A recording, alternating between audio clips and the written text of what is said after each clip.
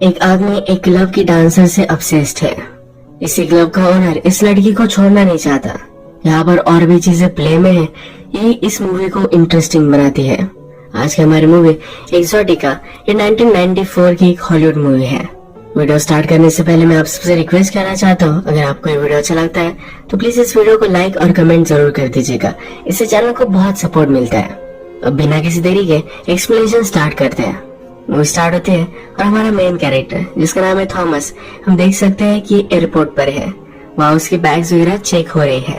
जहाँ चेकिंग हो रही है वहाँ एक मिरर है और उसके पीछे कुछ ऑफिसर्स है, जिनकी बातों से हमें पता चलता है कि थॉमस पर वो शक कर रहे हैं। चेकिंग के बाद थॉमस बाहर निकला। वो जहाँ जाने वाला था वहाँ और एक आदमी जाने में इंटरेस्टेड था। उसने थॉमस से कहा कि हम दोनों कैब शेयर कर लेंगे। थॉमस भी इसके लिए एग्री करता है। जब वे दोनों टैक्सी में हैं तो हम देख सकते हैं कि थॉमस एक चीज को चेक कर रहा है, यानी कि एयरपोर्ट पर उसने कुछ छुपाया हुआ था। एयरपोर्ट पर मिला हुआ आदमी और थॉमस एक घर जाने के लिए फेयर शेयर करने वाले थे, पर जब ये आदमी टैक्सी से उतरा तो थॉमस को उसने एक टिकट दिया। एक कंसर्ट के लिए टिकट है। इस आदमी ने कहा कि अगर तुम नहीं जाना चाहते तो बाहर खड़े होकर इस टिकट को सेल कर सकते हो, इससे उसे पैसे मिल जाएंगे। डायरेक्टली आदमी थॉमस को पे नहीं करता। थॉमस जब घर पर आया तो उसने अपने स्टमक को कुछ स्ट्रैप किया हुआ था। इस स्ट्रैप में उसने कुछ अंडे छुपाए हुए हैं। इसके बारे में जैसे मूवी आगे बढ़ेगी वैसे हमें पता चल जाएगा। इसके बाद हमें एक क्लब दिखाया जाता है जिसका नाम है एक्सोटिका और यही हमारे मूवी का टाइटल है। हमारी और एक मेन कैरेक्टर यहाँ इंट्रोड्यूस होती है जिसका नाम है क्रिस्टीना।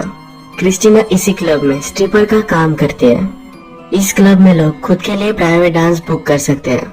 तो जो भी लड़कियां यहाँ काम करती हैं तो इनकी इंट्रोडक्शन का काम एरिक करता है। वो सब लोगों से कहता है कि आप इस लड़की के साथ प्राइवेट सेशन भी कर सकते हो, यही इसका काम है। इसी क्लब में और भी हमारा एक मेन कैरेक्टर हम देख सकते हैं जिसका नाम है फ्रांसिस। फ्रांसिस यहाँ ऑडियंस में बैठा हुआ है। स्टेज पर क्रिस्टीना अपना शो करती है, उसके बाद फ्रांसिस अपना प्राइवेट सेशन बुक करता है। इसके पैरेलल के सीन में हम देख सकते हैं कि थॉमस के पास कंसर्ट की टिकट है। वो खुद इस कंसर्ट को देख सकता है या टिकट सेल कर सकता है। वो फिर उसका एक टिकट किसी और को सेल करता है और एक कंसर्ट देखने के लिए जाता है। जिस आदमी के साथ उसने एक कंसर्ट देखा उसे वो चेकआउट कर रहा था। शो खत्म हो जाने के बाद इसी आदमी से थॉमस बात करता है। कहता है कि मुझे गिफ्ट मिले थे और मैंने तुम्हें अभी सेल किए हैं तो मुझे बुरा लग रहा है। उस आदमी को उसके पैसे वो वापस कर देता है। उस आदमी को लगता है कि शायद थॉमस उसे लाइक करता है। वो फिर उसे पूछता है अगर तुम चाहो तो मैं तुम्हें ड्रिंक पर ले जा सकता हूँ। थॉमस इसके लिए मना कर देता है। इसके बाद हमें फिर से एक क्लब दिखाया जाता है। फ्रांसिस शो देख रहा था पर वो स्ट्रेसफुल है, इसी वजह से वहाँ से चला जाता है।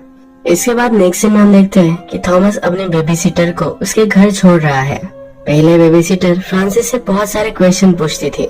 फ्रांसिस उसे कहता है कि मैं इतना बोरिंग हूँ कि तुम मुझे अब कोई भी क्वेश्चन नहीं पूछती। वो हमेशा अपने हेडफोन्स लगाकर ही गाड़ी में बैठती है। वो कहती है कि ऐसा नहीं है, अगर आप चाहो तो मैं आपसे क्वेश्चन पूछ सकती हूँ। इसके बाद ये बेबी सिटर वहाँ से चली जाती है। एक्चुअल में फ्रांसिस जब भी घर से बाहर जाता है तो इसी बेबी सिटर को घर पर रख कर जाता है। इसके नेक्स्ट सीन में हम फिर से क्लब देखते हैं। क्लब में सब लड़कियों को इंट्रोड्यूस करवाने वाला एरिक, जिसे उसके बॉस ने बुलवाया है। बॉस का नाम जोए है। जोए एरिक से कहती है कि जब तुम और लड़कियों को इंट्रोड्यूस कराते हो तो तुम्हारी टोन नॉर्मल होती है।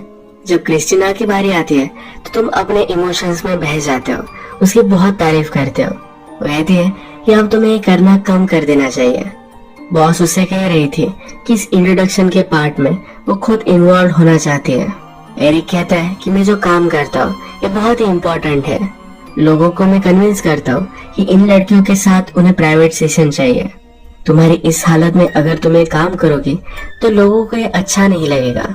एक्चुअल में जोए प्रेग्नेंट है, इसी वजह से वो कह रहा था। हमें इस सीन से पता चलता है कि ये बेबी एरिक का है। इस बेबी के बारे में जोए एरिक से बात करती है। उसे पूछती है इस बेबी के बारे में तुम्हें क्या लग रहा है, तुम फील क्या कर रहे हो। एरिक कहता है मुझे तो बहुत सारी फीलिंग्स आ रही है पर ये सब मुझे दबा कर रखनी पड़ेगी। इनके बीच में एक कॉन्ट्रैक्ट है। इस बेबी का फादर एरिक तो है पर फिर भी जोए और एरिक में एक प्रोफेशनल रिलेशनशिप है। जोए को बेबी चाहिए था तो एरिक ने सिर्फ उसे हेल्प की थी। बेबी के बर्थ के बाद एरिक से उसका कोई भी रिलेशनशिप नहीं रहेगा। इसी तरीके का एक कॉन्ट्रैक्ट है। इसके बाद नेक्स्ट सीन में हम देखते हैं थॉमस एनिमल सेल करता है। उसके पास उससे मिलने के लिए फ्रांसिस आता है। फ्रांसिस एक अकाउंटेंट है। अब एरिक का जो बिजनेस है इसे वो ऑडिट करने वाला है। इन दोनों में कन्वर्सेशन होती है। थॉमस फ्रांसिस से पूछता है ये सब ऑडिट करने में तुम्हें कितना टाइम लगेगा। फ्रांसिस कहता है कि तुमने अपने बुक सही से नहीं लगाए हैं तो मुझे 1 वीक तक लग सकता है। हम देख सकते हैं कि थॉमस का ऑडिट हो रहा है तो जरा टेंशन में है। इसके बाद नेक्स्ट सीन में हम देखते हैं क्रिस्टीना जोए के साथ बात कर रही है। पहले क्रिस्टीना और एरिक का अफेयर था, अब उनका ब्रेकअप हो चुका है। क्रिस्टीना अब जोए के साथ रिलेशनशिप में है। वो जोए से कहती है कि तुम एरिक को फायर क्यों नहीं कर देती। उन दोनों में रिलेशनशिप है, इसी वजह से एरिक जलता रहता है।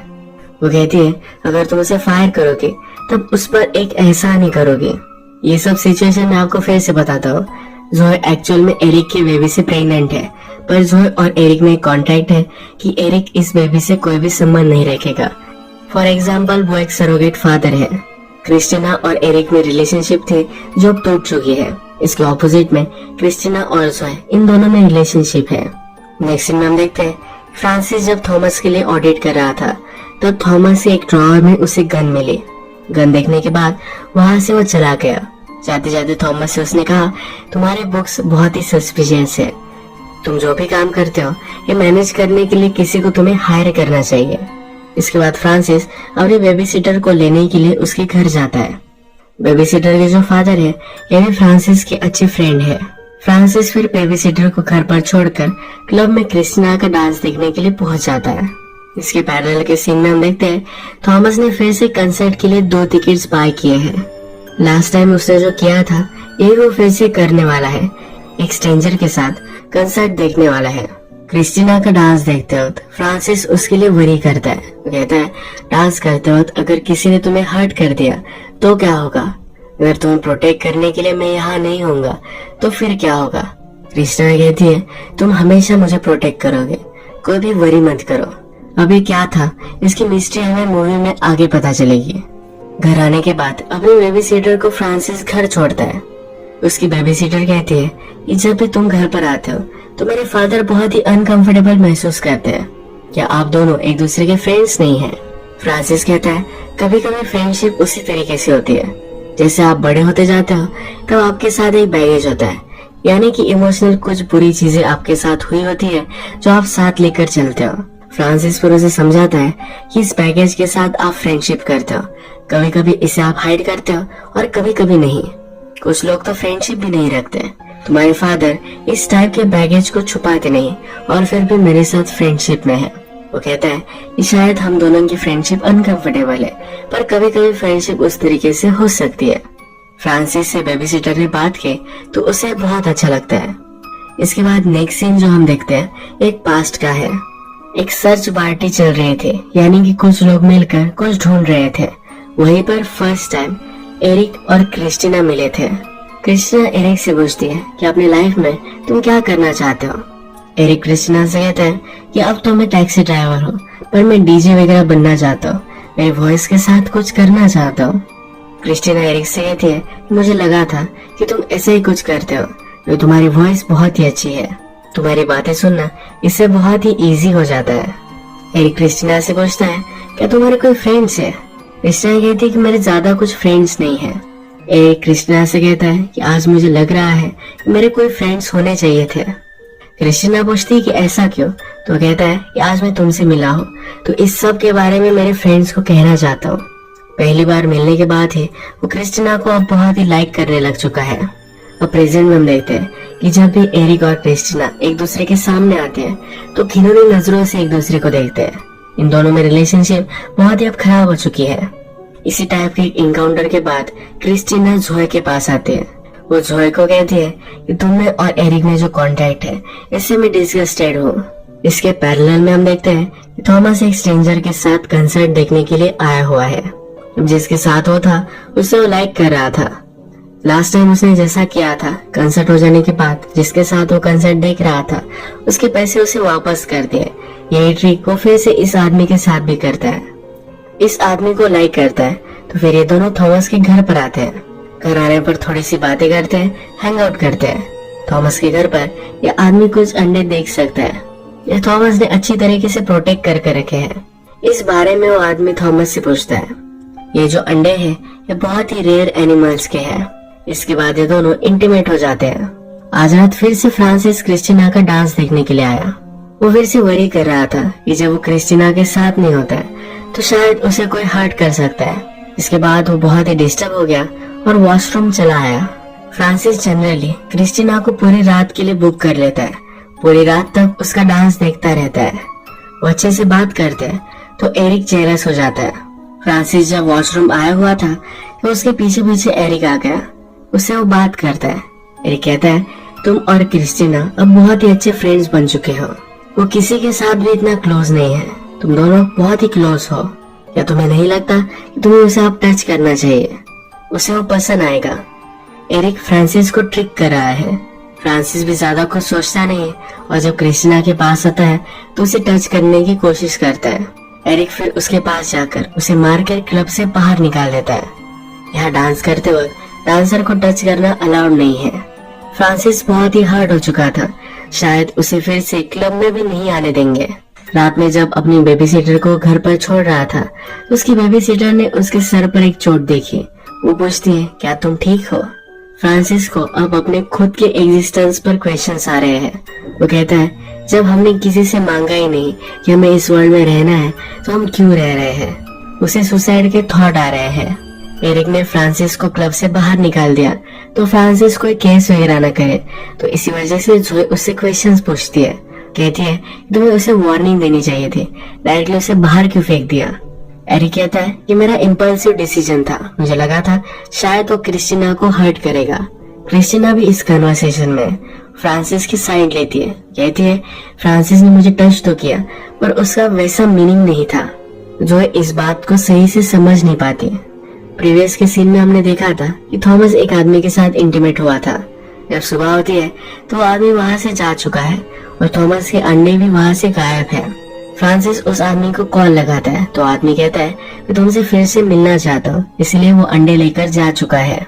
इसके बाद हम फिर से फ्लैशबैक का सीन देख सकते हैं। ये जो सीन है इसमें एरिक और क्रिस्टीना फर्स्ट टाइम मिले हैं और वो कुछ ढूंढ रहे हैं। इन दोनों में बहुत सारी बातें हुई और एरिक को क्रिस्टीना बहुत ही अच्छी लगती है। क्रिस्टीना से कहता है, कभी कभी मुझे लाइफ में लगता है मैं कभी भी सेटिस्फाइड नहीं होऊंगा। इसी वजह से मुझसे बहुत सारी चीजें छूट जाती है। अब मैं तुमसे मिला हूँ तो तुम मुझे बहुत ही अच्छी लगी। मुझे लगता है शायद तुम भी मुझे छोड़कर चली जाओगी। इसके बाद हम फिर से प्रेजेंट देखते हैं। लास्ट नाइट फ्रांसिस जो भी बातें कर रहा था इससे उसकी बेबी सीटर वरीड है। वो अपने डैड से कहती है फ्रांसिस के लिए मैं अब बेबी सीट नहीं करना चाहती। यहाँ हमें पता चलता है फ्रांसिस की पहले फैमिली हुआ करती थी। फैमिली की डेथ के बाद भी फ्रांसिस बेबी सीटर को घर पर लेकर जाता है और घर का ख्याल रखने के लिए कहता है। लास्ट नाइट जो हुआ था फ्रांसिस को डायरेक्टली क्लब से बाहर निकाल दिया गया था। तो क्रिस्टीना से वो फिर से बात करना चाहता है। उसे कुछ क्वेश्चंस है पर वो क्लब में नहीं जा सकता। वो जब थॉमस को ऑडिट करने के लिए फिर से उसके पास आया तो उसने उससे बात की। फ्रांसिस ने कहा कि तुम क्लब में जाना, वहां जाकर क्रिस्टीना से मिलना। फ्रांसिस ने उसे कुछ क्वेश्चंस दिए हैं। कहता है मैं ये सब क्वेश्चन क्रिस्टीना से पूछने हैं। थॉमस ये नहीं करना चाहता। फ्रांसिस कहता है मुझे तुम्हारे इलीगल बिजनेस के बारे में पता है। जो एनिमल के अंडे तुम सप्लाई करते हो ये $200,000 का तुम्हारा बिजनेस है। तुम सही से उसकी अकाउंटिंग नहीं रखते जो मैंने अब पकड़ लिया है। गवर्नमेंट को तुम पर पहले ही शक था जो मैं कंफर्म कर सकता हूँ। फ्रांसिस ने अब जो थॉमस को ब्लैकमेल किया है तो थॉमस के पास भी ज्यादा कुछ ऑप्शन नहीं है। वो रात में जाता है और क्रिस्टीना का डांस बाय करता है।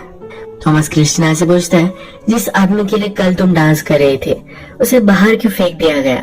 क्रिस्टीना थॉमस से कहती है कि उसे मुझे टच नहीं करना चाहिए था। थॉमस पूछता है तुम्हें क्या लगता है उसके माइंड में चल क्या रहा था जब उसने तुम्हें टच किया? क्रिस्टीना कहती है हम दोनों में रिलेशनशिप बहुत ही अलग है। कुछ सालों पहले उसकी वाइफ और डॉटर का मर्डर हो गया था। पुलिस को लगा कि यह मर्डर फ्रांसिस ने किया है। उन्होंने फ्रांसिस को बहुत टॉर्चर किया था। बाद में रियल किलर पकड़ा गया और फ्रांसिस फ्री था। पर अब भी फ्रांसिस को इस चीज के बारे में बहुत बुरा लगता है। अपनी फैमिली को बहुत ही मिस करता है। फ्रांसिस और क्रिस्टीना एक दूसरे को जानते हैं और वो कहती है कि हम दोनों में एक अंडरस्टैंडिंग थी।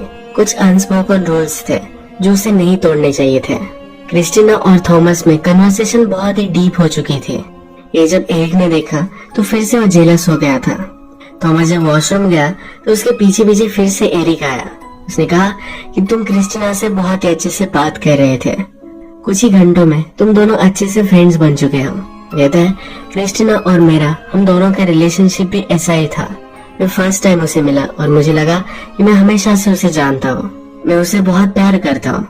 एरिक का इस तरह से थॉमस से बात करना ये बहुत ही वियर्ड था। थॉमस जब क्रिस्टीना के पास आता है तो उसे सब कुछ ये चीज बताता है। क्रिस्टीना समझ जाती है ये एरिक ही होगा। वो ये भी फिगर आउट करती है कि शायद फ्रांसिस से कल एरिक ने बात की थी। क्रिस्टीना फिर जोए को ये सब बताती है, उसकी कंप्लेंट करती है। एरिक अपनी सफाई में कुछ कहता है पर क्रिस्टीना उस पर बहुत ज्यादा नाराज है। एरिक को लगता है कि शायद वो फिर से क्रिस्टीना को पा सकता है, पर इन दोनों में रिलेशनशिप बियॉन्ड रिपेयर चली गई है। रात में फ्रांसिस ने क्लब में आने का ट्राई किया पर उसे किसी ने भी आने नहीं दिया। इस चीज से फ्रांसिस बहुत ही चिढ़ चुका है। नेक्स्ट डे जब वो थॉमस से मिलता है तो उसकी गन ले लेता है। कहता है या मैं एरिक को जाकर मार आऊंगा। फ्रांसिस ने जब थॉमस को क्लब में भेजा था तो थॉमस के पास एक माइक्रोफोन था। थॉमस क्रिस्टीना से जो भी सब बातें कर रहा था ये सब फ्रांसिस गाड़ी में सुन रहा था। फ्रांसिस को पता चल चुका है कि एरिक ने उसे सेटअप किया था। उसने उसे मैनिपुलेट किया कि वो क्रिस्टीना को टच करे। फ्रांसिस इस बात से बहुत ही गुस्सा है। वो नेक्स्ट दिन जब थॉमस से मिलने के लिए आता है, थॉमस की गन वो ले लेता है। थॉमस उसे कहता है तुम ये क्या कर रहे हो। फ्रांसिस कहता है मेरी लाइफ में मुझसे सब चीजें छीन ली गई है। वो क्लब में आकर क्रिस्टीना से जब बात करता था तो उसे अच्छा लगता था। अब ये भी चीज एरिक की वजह से उसे छीन गई है। अब वो एरिक को मार डालना चाहता है। फ्रांसिस ने फिर थॉमस के साथ प्लान बनाया। उसने कहा कि तुम जाकर क्रिस्टीना को टच करना। एरिक जब तुम्हें क्लब से बाहर निकालेगा तब मैं उसे मार डालूंगा। ये उनका प्लान एग्जीक्यूट हो ही रहा था तभी एरिक खुद से क्लब से बाहर निकल गया। फ्रांसिस के हाथ में उसने गन देखी। एरिक कहता है मैं तुम्हारे बारे में सब कुछ जानता हूँ, अगर तुम चाहो तो मुझे मार सकते हो। वो उसे एक बात बताता है। कहता है तुम्हारी बेटी की डेड बॉडी मुझे ही मिली थी। एरिक अपने ब्रेकअप की वजह से दुखी है और फ्रांसिस अपनी बेटी की वजह से। फ्रांसिस फिर अपना माइंड चेंज कर लेता है और रोने लग जाता है। ये एक दूसरे को सहारा देते हैं। अब हम फ्लैशबैक में भी देख सकते हैं कि जब एरिक और क्रिस्टीना कुछ ढूंढ रहे थे तो उन्हें फ्रांसिस की बेटी की ही बॉडी मिली थी। इसके बाद हमें और भी एक फ्लैशबैक दिखाया जाता है जिसमें फ्रांसिस और क्रिस्टीना में क्या रिलेशनशिप थी हमें पता चलेगा। जब फ्रांसिस की वाइफ और डॉटर जिंदा थी तो डॉटर को बेबी सिट करने के लिए क्रिस्टीना हमेशा आया करती थी। बेबी सिट हो जाने के बाद फ्रांसिस हमेशा क्रिस्टीना को घर छोड़ता था। यहाँ पर वो बहुत सारी बातें करते थे। फ्रांसिस हमेशा अपनी डॉटर की तारीफ करता था। एक दिन क्रिस्टीना ने फ्रांसिस से कहा जिस तरह से अपनी डॉटर पर तुम प्राउड हो उस तरह से कभी भी मेरे पेरेंट्स नहीं हो सकते। अपने पेरेंट्स को लेकर वो बहुत ही दुखी थी। क्रिस्टीना के घर में सही से इन्वायरमेंट नहीं था। फ्रांसिस ने क्रिस्टीना को घर छोड़ दिया। क्रिस्टीना कहती है जब आप मुझे छोड़ने के लिए आते हो जो हम कार में बातें करते हैं ये उसे बहुत अच्छा लगता है। इन दोनों के लिए एक टाइप की ये थेरेपी है। एक दूसरे के अच्छे फ्रेंड बन चुके थे। अब इस फ्लैशबैक से हमें कुछ बातें पता चली है। क्रिस्टीना के घर में सही से इन्वायरमेंट नहीं था इसलिए स्ट्रिप क्लब में काम करने लग चुकी थी। वो फ्रांसिस की एक अच्छी फ्रेंड भी थी। अपने वाइफ और डॉटर के मर जाने के बाद फ्रांसिस को इमोशनल सपोर्ट की जरूरत है इसलिए वो हमेशा क्रिस्टीना को देखने के लिए आता था। इन दोनों की रिलेशनशिप में कोई भी अट्रैक्शन का पार्ट नहीं था। फ्रांसिस हमेशा क्रिस्टीना के लिए वरी करता था कि जहाँ वो काम कर रहे हैं यहाँ पर वो हर्ट हो जाएगी, इसलिए हमेशा आया करता था। हर रात उस पर नजर रखकर उसे वो प्रोटेक्ट कर रहा था। मूवी में हमने देखा है कि जब फ्रांसिस अपने बेबीसिटर से बात करता है तो उसे अच्छा लगता है। अपने बेबीसिटर में वो क्रिस्टीन को देखता था। वो अपनी लाइफ से अभी भी मूव ऑन नहीं कर पा रहा, इसलिए अपने वाइफ और डॉटर के मर जाने के बाद भी वो घर पर एक बेबीसिटर रखता है। ये मूवी मेनली हार्ट ब्रेक और पेन से डील करती है। इस मूवी के कैरेक्टर्स एक दूसरे में कुछ ना कुछ सिंपैथी ढूंढते हैं। फ्रांसिस के साथ जो भी हुआ इसके बाद वो मूव ऑन करने की कोशिश करेगा। इसी तरीके से एक थोड़े से क्लिफ हैंगर पर इस मूवी की एंडिंग हो जाती है।